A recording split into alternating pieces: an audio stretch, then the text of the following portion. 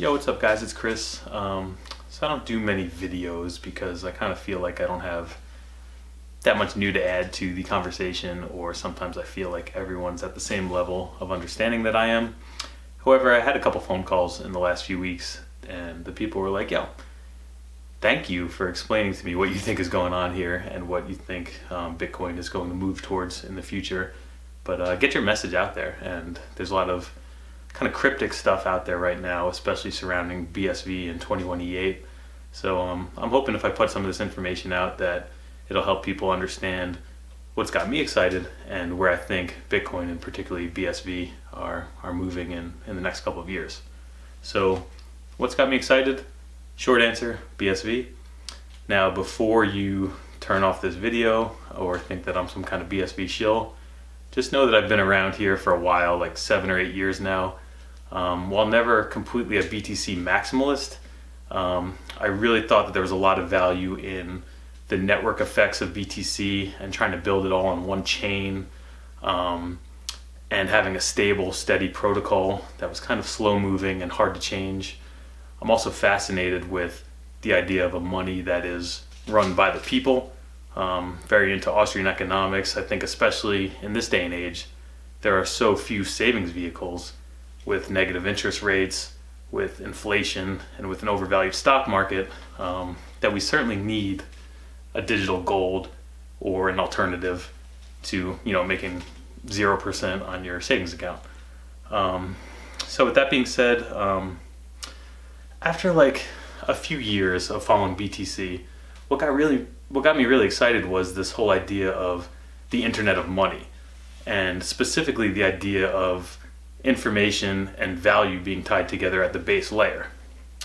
So I kept hearing that this new internet was being built, first on BTC, then on Ethereum, and really all I've been seeing, number one, everything has left BTC. There's, Lightning projects being built and laps that are coming out in, 18 months. But even all the stuff being built on Ethereum right now is just kind of like a circle jerk. It's just crypto projects for crypto people. There's DeFi, there's banking, crypto kitties, I guess, is the one unique thing. But what I'm not seeing is this whole new internet. However, I am seeing kind of the foundations of this being built on BSV. So specifically, I'm really interested in the projects being built on top of the protocol, specifically things like twetch. I think twetch is a really easy thing to explain. I have a very good use case. I was storing a ton of information on Twitter on my old account, BitConsult LLC. I had images. I was kind of building like a root directory of my favorite quotes and everything like that. That was all wiped out overnight when I got suspended 2 years ago. So yeah, it's been 2 years of a suspension. Twitter never told me why they suspended my account. And that's super frustrating because a lot of the content that I had on Twitter was not anywhere else. It was not on any other social media sites. It wasn't even on some of my computers. So at least now with twetch, even if I lost access to the twetch platform for some reason, I could still recover all of my data through the BSV blockchain, either manually or scraping it or whatever. So it's just a very clear-cut, easy use case of, hey, let's get rid of these walled gardens of information and data being stored on private servers at Twitter and move on to the next step.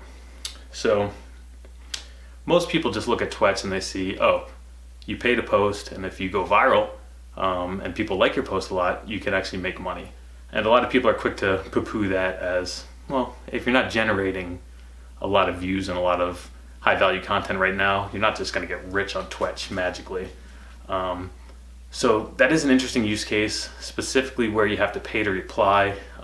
There's less trolls, or at least the trolls that are on twetch are paying you every time that they take your time. So that's very interesting to me. However, I think a lot of people are underestimating what's going on at twetch right now. Aaron and Josh and the team have such a huge vision for what this thing is going to become, and they hint at that a little bit by calling twetch the interface to Bitcoin. The interface to Bitcoin can be kind of easily described at first as it's never been easier to post information to the BSV blockchain. I heard for years that proof of existence systems were coming on BTC and that you could upload images to BTC. Then I heard that op return was spam, And then it just became way too expensive to transact on BTC. Now on BSV, you could post images for 15, 20 cents, have them always recoverable on the blockchain. And not only that, but you don't have to build out the transactions. You don't need a computer science degree to put content on chain. So taking a step back even from Twetch being the interface to Bitcoin, I think there's a much bigger picture in play here from like an information theory perspective.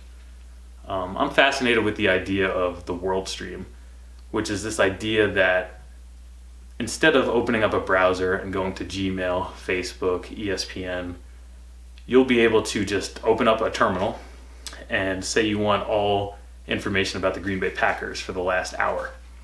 You could just turn a couple knobs, kind of like a radio, and be able to just pick out pieces of information from this world stream that you're interested in.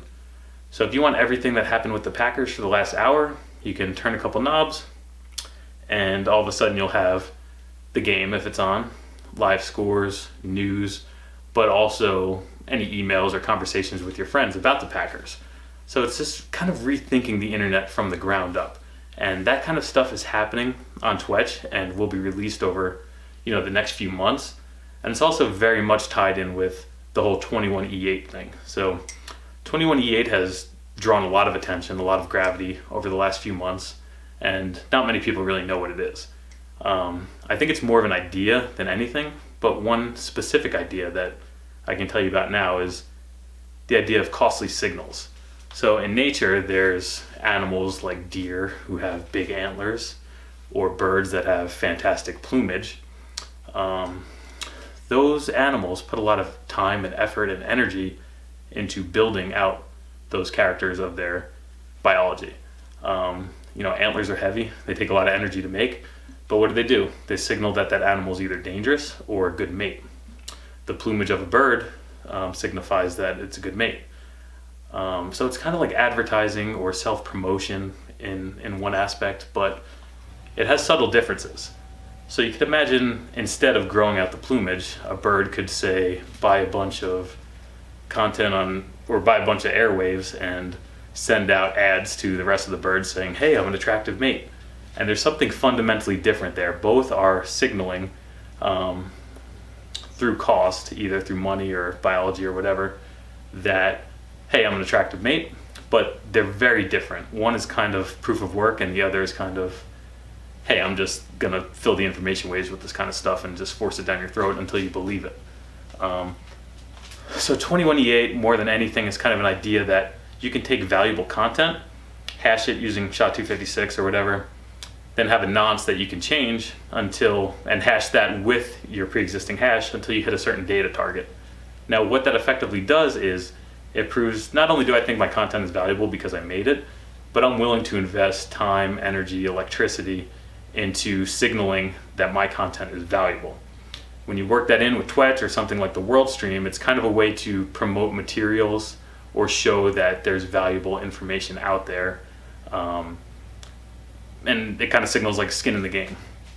Beyond that, there's the idea of just on-demand kind of POW markets where, say you want to restrict the amount of people who could have a conversation. If instead of doing like a proof of stake system where you have to prove that you have like 100 BSV to talk, you can say, hey, generate a hash that meets this parameter like in the next few minutes. And it's kind of like a proof of burn, a little subtly different than just paying to have a seat at the table, but it's not really the final solution. It's not this huge new industry just with that use case, but if you start thinking about it, there's a lot of ways that this can develop into a totally new way to signal the value of information. And there's a lot of like synergy going on between these different BSV projects, including stuff that Jack's doing at Relay. So not only is Relay interesting and built into Twetch and now has one button clicks for likes and branches and everything, so you no longer have to swipe. He's also working on a project called Output Capital, where within like 2 or 3 days, he'll decide if he wants to fund your project or not, set up a direct revenue share off the bat as you're building a platform that gets more and more attention. You'll give a certain amount back to the VC, this new kind of VC that is going to come to exist. However, with Jack and with Output Capital, they're actually stepping out over time so that you're not looking to get out from under your VC. You're not looking for that buyout target. You know that you got a little bit of upfront funds to build out your project, that you have to give a certain amount of that to the person who's supporting your project, but eventually they'll be out. Their stake halves every certain amount of time, and it'll kind of fix the idea of constantly looking for buyouts and the power that VCs have over companies now. An extension of that is kind of like the SDK system that Twetch is building, where not only you'll have developer tools to build on Twetch, but if you develop some way to post content or some way to drive more traffic to Twetch and other people decide to use it, you can actually work with Twetch to get like a revenue share of future income from those people. So I'm kind of just speculating here as far as what I think might happen, but it might be a much fairer way to kind of get people paid for what they're generating. And I kind of just love what I've seen already on Twetch, where not only the stuff that I mentioned already, but kind of like flipping VC on its head by just building Twetch with very basic features from day one, and then adding stuff like dark mode for $1 a person. If you want it, you pay for it, and the developer gets paid. It's no longer, hey, I need $1 million before I develop all these features, and I'm going to give everything to everyone for free at once. There's just a whole new paradigm of building incrementally and getting paid incrementally that kind of reminds me of like construction companies, and how a lot of people start with small, like maybe landscaping projects, then move up to sidewalks, then to streets, then to bridges, and everything kind of just builds on itself, and you have this kind of proof of work resume of everything that you've developed. So that's pretty much all I wanted to talk about today, is just what's got me excited about what's happening right now. It's not just theoretical, it's not in a white paper, it's not being promised to me and maybe will be delivered in 18 months. Certainly there's, decentralization that is being sacrificed by using BSV and, the number of miners, small number of nodes and everything. But I think we also turn a blind eye pretty easily to the bottlenecks and the centralization aspects of BTC. Whether it be GitHub access or just the thought influencers who kind of drive the conversation, with no 2x and everything like that. So, scaling blockchains is the biggest problem in tech right now, and there should be multiple approaches, and people should be open-minded. I mean, even if you consider BSV to be your enemy because you're pro BTC, you at least need to spend the time to learn about what's going on these different platforms, so that you're prepared to either improve or to know where your attack vectors are. But in the end, why even be campy about all this? Just, we got a good group here, and a lot of people just want to see blockchain succeed, and who are kind of fed up with the internet as is and are ready for life after Google, to steal a term from George Gilder. So yeah, that's about it for today. If you like what you saw today, just please let me know, because I don't have that much time, so I don't really do this stuff very often. But if I get any kind of positive feedback, I'd love to do this more often in the future. All right, take it easy. Later.